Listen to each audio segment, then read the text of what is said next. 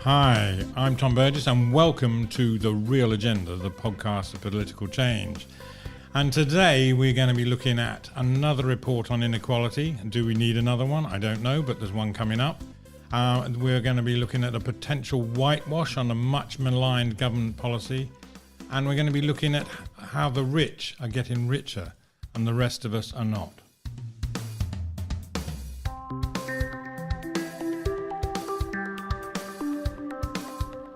But I'm joined in the studio today by Satya. Hi Satya, how are you doing? Hi Tom, I'm doing really well, thank you. So what are you going to talk to us about today, or are we going to lead some conversation on? Yeah, I wanted to talk about a review on inequality that's just been launched. Okay, we'll be coming up on that in a moment. And it's not just Satya and me, it is also Mr. Hugh Clark. What are you going to do today then, Hugh? Hi, Tom. I'll be opening up the debate around the EU elections, if that's all right. I think that's absolutely fine. We'll just see how it goes. Great. So first, over to you, Satya. I just wanted to talk about this review. It's a 5-year review that's being done in conjunction with Professor Angus Deaton and the IFS, the Institute of Fiscal Studies. And Professor Angus Deaton actually is someone who has done a lot of work around this area. He won a Nobel Prize on the work he's done around charting global developments in health, well-being and inequality. So he knows what he's talking about. And one of the things he says is that he's really worried that the UK is going in the same way as the US. And that is certainly somewhere where we don't want to go as a country. Well, we're already going that way. I mean, it's right behind the United States and these sort of things. So I think we're well down that track. But I think one of the things with this was that struck me, though we welcome more focus on the issues of inequality, this is another report. And as you said, it's going to take 5 years to report and it's going to be a most thorough analysis. Well, we welcome that. But do we need another report? I'm not denying that it's a great thing. You know, these people are doing a good job, but do we really need another report? That's the point, and it's going to take 5 years. So what happens to people, ordinary people and families that are living in poverty today? Actually, that's what we need to focus on, is let's do something about it. It's great to have the review, I think, because it will tell us a lot. But the interesting thing that I found that Professor Deaton has said is that Britain actually is still doing better than the US. And we have to do something to, in his words, inoculate ourselves and protect ourselves from going that way. We certainly do, but we know a lot of the things that could be done. You know, it's whether we're taxing wealth or whether we're raising the minimum wage, but a whole series of things that would actually improve inequalities, and it's been written about enough. We just had the IPPR report on economic justice. That laid out many recommendations. And this is just another one. As we've agreed, we welcome this and it focuses on it, but we better get on and fix this stuff. I absolutely agree with you, Tom. We do need to fix it. But what is it that we do? I mean, where is the political will to do it? Well, I think, you've hit on it there, because why is this not happening? And, we're told, well, they're too busy working on Brexit to get some of these other burning injustices that Theresa May talked about. But it's been the same before that. These things are not fixed. And how can we live, in a country with 14 million people in poverty? It's just a scandal. And yet, if we put wages up, we did certain things and, improved the welfare benefits scheme and built more houses, we can do these things, but we're not doing it. We need the political will, absolutely. Well, at the moment, the politicians seem to be permanently on holiday, don't they? Why, do they? Well, they're always taking a week off here and a week off there. Well, I don't think. I think there's the parliamentary recess, which is one thing. But no, they actually haven't had a break. They did have a parliamentary recess. But of course, as we know, with a lot of us that work hard, we actually might not be in the office, but we've still got plenty of things to get done. Well, they were only away for Easter, and now they've announced another recess, haven't they? After the EU elections, they're going to take another week off. The report that came out this week was like the introductory report. So they announced it a while back. And now this is an introductory report, Inequalities in the 21st Century. And it introduces the IFS Deaton Review, it says here. And they're setting out some of the key background facts, questions and puzzles that will be addressed over the next 5 years. Well, let's see Well, how in it that goes. report, one of the things that it says is that it shows an increase in what they call deaths of despair. And those are where people have either passed away or have taken their own lives. And it could be to do with drugs or alcohol and related issues like that, where people are in such despair that actually either they have taken their own lives or they've actually become ill and died through all those other issues such as drugs. Well, I mean, that was the thing, wasn't it, on that seminar with Taxpayers Against Poverty? It was entitled Social Death, because this is what's happened. People are dying because of these austerity measures and the poverty situation, and indeed some people taking their own life. I mean, obviously mental health is completely messed up when you're in situations like that. Yes. And it is Mental Health Week this week. That's something to remember as well. There was a recent article from Alistair Campbell, and he was talking about mental health issues and how when he was in government there was a lot of anxiety. He had a lot of anxiety. Over the years, he has now been telling a lot of other MPs they need to see professionals about it. It can be a very high pressure job, but I think that's only part of it. It's we'll come back to it. Why these burning injustices not being fixed? People can work as hard as they like, and we know it happens in businesses around everywhere that you're working really hard. And sometimes you become less effective because of that. You do need to take a break, but it's not just in Parliament, it's just the whole thing. Why are these things not happening? One other thing that was interesting in the report is about this issue of geography. Some areas of the UK are disproportionately benefiting in this economic climate than others. So, for example, London. People in London seem to be doing better. Yeah, absolutely.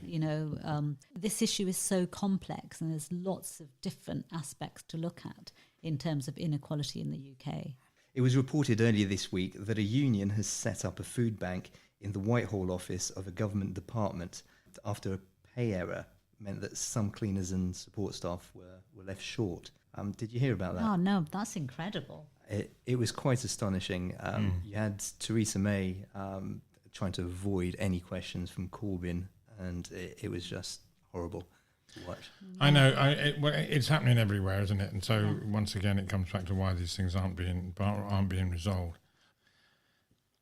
Okay, so the next story that I've got here is from The Guardian, and it says, "Coming soon, the great universal credit deception." And it's by Aditya Chakrabarty, and he knows completely what he's talking about.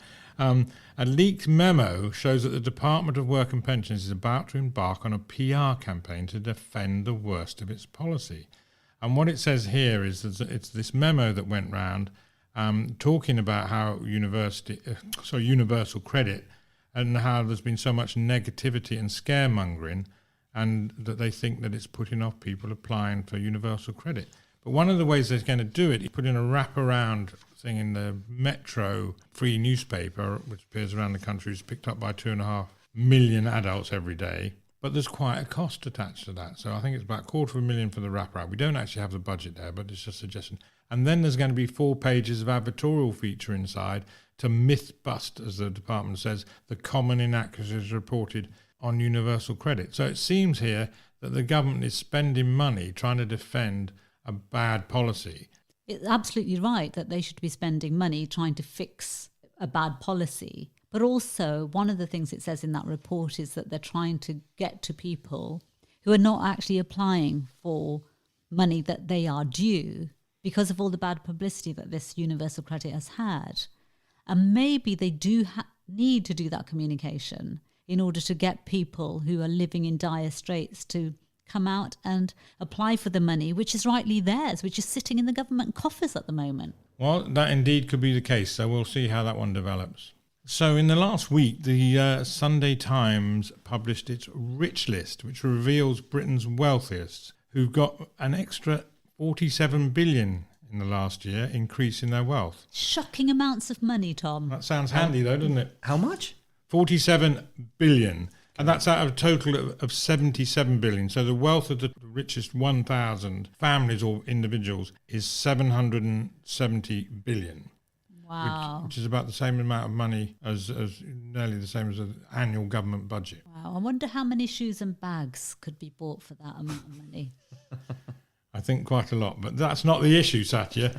What we're worried about here, how it's affecting everybody else. And I think one of the things that's been said, that it's like this rich list is sort of celebrating richness. I mean, it is, Tom, it's incredible amounts of money, unimaginable. And I was listening to the Andrew Marr show on Sunday. One of the participants actually said, how can you even imagine that kind of money? And she gave a really, really good way of actually giving the effect of how much money it actually is. So if you were to count £1 million, it would take you a whole month to count £1 million. But if you wanted to count 1 billion, it would take you 31 years. That's the difference. I know. It's huge. It's unimaginable. And I think 1 trillion was 30,000 years or something like that. Wow. So that's pretty amazing. Luckily, it's not an issue most of us have to deal with. I think the thing with the rich list is, one, this huge amount of wealth that's been accumulated at the expense of everybody else. But actually, even in the UK, there's 3.6 million millionaires. So this is people that, their asset value, which could include their house. But what we've seen here with this rich list, these are the people who've got over 120 million in assets. It's also interesting how the story developed in the Sunday Times, and remember this is the Sunday Times, how everyone was going to flee the country. Corbyn-Geddon, Theresa May was going to be replaced, but if Jeremy Corbyn became Prime Minister, there'd be a mass exodus, the impression was given. But they actually interviewed just a few wealth management people and said, oh yeah, well, people are thinking of leaving. So I don't think it's a mass exodus, or they're fleeing. And actually there's been one or two things on Twitter, by very knowledgeable people, were just saying, well, good riddance. If you're going to go, you're going to go. But one of the things, you can't take the land, you can't take a lot of other financial assets. But if people don't want to live in this country, well, fair enough. I don't know if I'm right, Tom, but I think that that's a lot of scaremongering. I don't think people will want to leave their homes and their lives here. And families. I mean, who would want to? Well, if they want to go and live in Monaco and join Lewis Hamilton and whoever else it is, well, good luck to them. But, although the Sunday Times is celebrating wealth here, it's also just having that list is such an example of how much inequality there is in this country. So much money is in the hands of very few people. All of us, ordinary working people, are the ones who've helped to create all this wealth. And actually, we're not getting a share of it. That can't be right. And then you've got the likes of Sir Philip Green that come along and completely take us for a ride. Take all the pensions from BHS. People get greedy, actually, and it just gets more of Although a necessity. begrudgingly, he did pay up in the end. He did. But I mean, that was massive for him. He's now, so I just read an article the other day that said that last year he was 66th on the list. Now, following the BHS scandal, he's now 156 on the list. Well, quite frankly, who cares? Who are those 156 above him? He's so well known. Poor guy. I don't really care. I admire entrepreneurial activity. I think that's important. I just think we have a system, we just touched on that. But it just means it's accumulated by the few, and we've got to find this way that it's not accumulated by the few, and the prosperity that we've all helped create is shared more equally. Yeah, it's got to be shared amongst everybody, and we must all benefit from, being in a very, very rich country with the 5th largest economy in the planet. So if there was a tax on wealth assets, and that went back into the economy to invest in, education and health, because all people that build, huge amounts of wealth, that happens because we've got healthy workforce, we've got, reasonable roads and transport, and generally good facilities. I mean, very poor housing and not enough housing, and education is bad, but, we need to put more money into it. So these people need to put some of it back. That's all it is. Yeah. Put some of it back and invest in your own country. And actually, one of the things that the Equality Trust is doing, here's a note from Vanda, who's the executive director at Equality Trust. So she just says that the Sunday Times Rich List is a reminder of all that's wrong in our unequal society. It asks us to celebrate extreme wealth at a time when millions are reliant on food banks, when a job is not enough to prevent poverty, and where many have to choose between food and fuel. inequality is not inevitable. We don't have to live this way. We absolutely don't have to live with this. And what the Equality Trust is doing is that they're asking the top 1,000 on the rich list to pledge to pay more tax, and making it clear that we're in deep inequality crisis, and the current system of taxation is not working, and we want them to own up to say that they, to pledge that they will pay more tax. Well, they want to create a social media movement on this subject and also work with their local organisations to help. I think that's a great idea, and I would encourage our listeners to look at that and get involved. So now we come on to the European elections, which are happening next week. Don't forget to vote. Hugh, tell us what the latest is. Well, the latest, Tom, is that more than 400 million Europeans will be heading to the polls next week in all 28 EU countries. That's a big vote happening next week. Yes.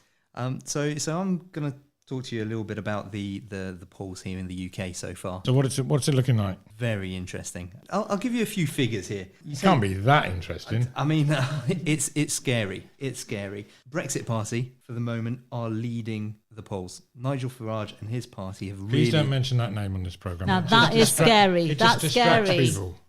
It is scary. Whatever you say, you have to take into account that 51.9% voted to leave back in 2016. Yes, fair enough.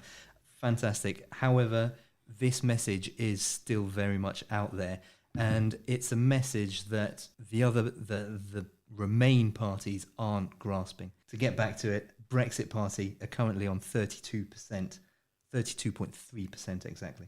Labour is close by at 30%. It's absolutely astonishing where the Conservatives are. In third place at 9.7%. Really does reflect what's happening in Parliament at the moment, and the trust that the UK is putting behind our politicians, behind our current government. Followed by the Greens. Hey, we all love the Greens, don't we? Absolutely, we all love. Absolutely. I'm sure we do. Yes, absolutely. Well, they're just behind at 8.7%. Okay. Bearing in mind that the Greens historically have always been very, very present in the EU. So that's no surprise. We've got the Lib Dems just behind at 6.7%. Change UK, they've gone up since last week. They were at 3%. They're now at 6%. So that's climbing a little bit. The sad thing is that all the Remain parties don't seem to be able to come together. That's where the Brexit Party really is gaining a lot of momentum. Well, that's why we need everyone to go out and vote, so that we don't want the Brexit Party in there, do we? We don't want to give them any more room for manoeuvre. I mean... well, that's certainly the opinion around this table. It is. Yeah, it's tricky, isn't it? Of course, it's next Thursday, the 23rd, is voting day, correct? For the UK it is. For the UK, yes. For okay. the UK. Everybody else, yeah. So it goes on from the 23rd to the 26th of May. So it does take time to go through the whole of Europe, obviously. So the European Parliament are expecting major losses around the established parties across the whole of Europe. So the fact that the Brexit Party is doing well in the UK isn't a surprise. It's across Europe that there is a slight movement. Parties. Okay. Well, of course, Hugh's the real expert here, because you've got some unique experiences in your life, haven't you, Hugh, that you've actually lived and were brought up in Brussels. I was. In pretty close to it, but now you're here in the UK. You were educated in French as well, were you? Your school was in French, would you say? Oui, en effet. Good. Okay. Well, that's sorry we can't follow through with you, but we know what you're talking about. But so you bring a different perspective to things. So what else then? Before we go on the European elections, the other thing I wanted to talk about was the Spitzenkandidaten. Oh my goodness! Spitzenkandidaten. What does that mean? Is that some sort of cake? Well, it's German. It's German for lead candidate process. Each political group in Europe nominates a candidate for the position of European Commission President ahead of the European elections. The candidate from the political group which receives the most votes would then be nominated by the European Council and supported by the European Parliament for the post of Commission President. Does that all make sense?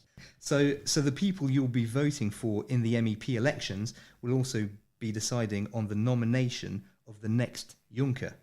Interesting, right? Yeah. So Hugh, can you explain to us, how does that structure work between the Commission and the Council? Yeah, so there were three main institutions. There's the Council, there's the European Commission, and there's the European Parliament. Now, the European Parliament is where all the 751 MEPs sit at the moment. They are the law makers, the law deciders. So they decide what goes through. The European Commission creates the laws, and they put them in front of Parliament to vote on. Everything happens between these two institutions with the approval, obviously, of the European Council as well. And the European Council is all the heads of state. So Theresa May is on the European Council. Does that make sense? Yes, it's all very complex, isn't it? But I find it fascinating. And this is why I think it's really important that we actually take an interest in the European elections and we go out and vote, because whether we remain or we leave, whatever happens in Europe is going to affect us as a country. Absolutely. So when you go out and vote now for your next MEP, you have to bear in mind that MEP is going to be having a decision. He's going to have to make a decision on the next European Commission president. Because they all get a vote, don't they? Yes. The MEPs get a vote as to who becomes the commissioner. That's right. One of the things that we really need to remember is that if we do vote in people like Farage and the Brexit Party... Not again. I told you not to mention that name. Sorry, Tom. If we do vote in people that do not agree fundamentally with the values of Europe and what it represents, you're voting in people that are going to want to stop the EU institution from functioning. All of a sudden, you're going to be putting people that are quite far on the right. I'm not saying far right, but people that are more right wing. Are more right wing, exactly. So you're putting them in charge of a decision, in charge of deciding who the next Commission president is going to be. I think that's something that we need to remember when we go and vote this week. Okay, thanks very much, Hugh. There's another couple of things talking about the European Union. I don't know if anyone saw the TV programme the other day. There was the Brexit Storm, which was Laura Kensberg from the BBC political editor gave her insight to what was going on. Anyone see that? I actually missed it. It's all on iPlayer. Then there was this one done actually by a Belgian filmmaker called Brexit Behind Closed Doors, where you saw the guys like the other side of the negotiations on the European Union side. And it really was a sort of fly on the wall, and there was some very strong remarks made about the British negotiators and so on. But it certainly gives you a bit of an insight into, they had certainly an impression that Britain still doesn't know what it wants. It's definitely worth watching. So just one more thing here before we go. You went to a meeting, a round table of compassion in politics. Tell us about that. Yeah, so it was a round table in Portcullis House. Which is the MP's office in Westminster. So due to Chatham House rules, I will obviously not be naming any names here, but it was a very, very interesting debate that they had going on. In essence, they're proposing to create a bill which would ensure all legislation that comes after it, one, cannot leave the most vulnerable in society worst off, and two, does not benefit the current legislation at the expense of future generations. Sounds really positive. Nearly all parties there, or something, wasn't there? Yeah. I was going to say that's just one example of an organisation that have gone out there and are doing something practical to change the status quo, because we do want more compassion in politics, and that's what's going to change our society. Remember, the NHS was started by someone taking a compassionate view on what our country needs. Absolutely. And we just need more of that, and we need it now. Absolutely. Well, one of the big things that came out of it was on generational equality. So the NHS isn't as good as it was for previous generations. That was one of the things that was said around the table that I found quite interesting. Yeah, such wonderful things. We don't want to lose them. No, it's horrible to think, but politics in this day and age does need a bit more compassion. A lot more compassion. A lot more. Well, that just about wraps it up for this week on our weekly wake up. But do tell us what you think. Do email us at info@realagendaradio.org with your comments and ideas. So what's up next on the Real Agenda? Well, there's not going to be a weekly wake up for the next 3 weeks. We will be having the regular midweek show where we'll be talking to Ryan Wayne, the CEO of United for Change, and also talking about living standards to Laura Gardner from the Resolution Foundation, and that's all soon on The Real Agenda, the podcast of political change. So there's a special thanks to our sponsors, Reverse Media Group, one of the fastest growing search and media companies. Find out why at reversemediagroup.com. But one thing's certain, people want to see change to a more compassionate, which we've just talked about, and just society, as well as more courageous politicians prepared to do the right thing for people over party. It's urgent, and it's up to us to make it happen. That's The Real Agenda. I'm Tom Burgess. I'm Satya Kartara. I'm Hugh Clark. Thank you for listening, and we look forward to talking to you again soon.